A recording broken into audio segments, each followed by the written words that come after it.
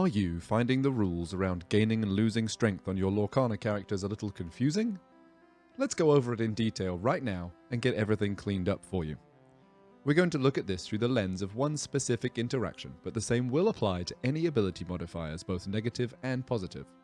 Try to bear this in mind as we talk through the general rules around these card effects and consider how they might apply elsewhere. We have a very simple board state. I have a Flounder in play, and my opponent has an Amethyst Rafiki Mystical Fighter. On my turn, I play Kida, Protector of Atlantis. When Kida is played, her triggered ability is fired and enters the bag, and since nothing else is going on, I have to just resolve that right away. Kida's ability, Perhaps We Can Save Our Future, applies a -3 strength modifier to all characters. In our case, that's just Rafiki, Flounder, and Kida herself. We're going to go ahead and use imaginary tokens to represent that modifier.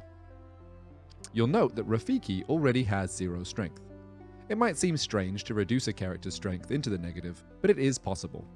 Paragraph 6.2.9 in the cards section of the comprehensive rules tells us that strength can go negative, but if it does, it's treated as 0. So as of right now, we haven't really done much to Rafiki. He's still, effectively, at 0 strength. But after I quest with Flounder, my turn is over, and my opponent plans on challenging with his Rafiki.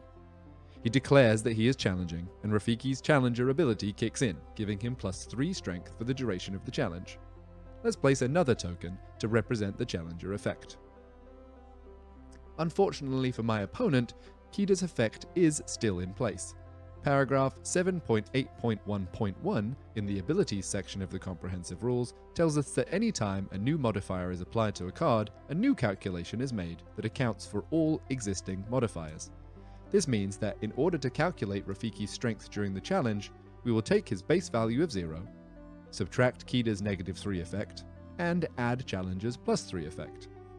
This brings him to a net total of still 0 strength. His challenge does nothing. Flounder lives to fight another day.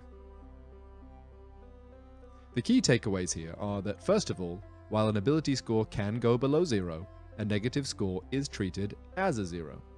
And anytime a new modifier is applied or removed, the new ability score is calculated fresh.